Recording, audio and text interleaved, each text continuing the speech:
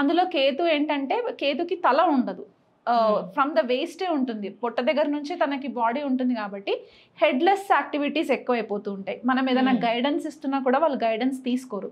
So always ఏమవుతుందంటే వీళ్ళ ఫ్యామిలీలో కనుక చూసుకుంటే ఇమ్మీడియట్ ఫ్యామిలీ మెంబర్స్లో కానీ లేదా ప్రీవియస్ జనరేషన్స్ ఫ్యామిలీ మెంబర్స్లో కానీ కంపల్సరీ అన్యాచురల్ డెత్ జరిగి ఉంటుంది. ఇది మనము వాళ్ళని వెరిఫై చేసుకోవచ్చు. క్లయింట్స్ని మనం అడగచ్చు, మీ ఫ్యామిలీస్లో ఎవరైనా అన్యాచురల్గా చనిపోయారా. ఇప్పుడు ఫర్ ఎగ్జాంపుల్ ఒక కేసు వచ్చింది నా దగ్గరికి, Saturn Ketu combination, I believe తులా లగ్నం అనుకుంటా, 9th హౌస్లో పడింది ఆ అమ్మాయికి. ఆ combination Saturn Ketu combination 9th హౌస్లో ఉంది. నేను అడగడం జరిగిందనమాట, ఫ్యామిలీలో ఎవరన్నా సూసైడ్ చేసుకున్నారా అంటే ఫస్ట్ డినై చేసింది. అంటే ఆలోచించే టైం ఇచ్చినా కూడా అమ్మాయి నాకు ఇమీడియట్గా రెస్పాండ్ అవ్వలేదు.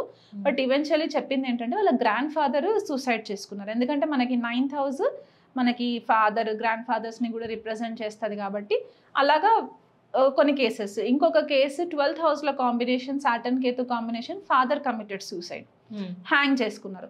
సో ఈ కాంబినేషన్ పడినప్పుడు ఏమవుతుందంటే ఈ పర్టిక్యులర్ ఫ్యామిలీ మెంబర్ ఎవరైతే అన్యాచురల్గా చనిపోయారో వాళ్ళు ప్రేత యోనిలో స్టక్ అయిపోతారు అనమాట.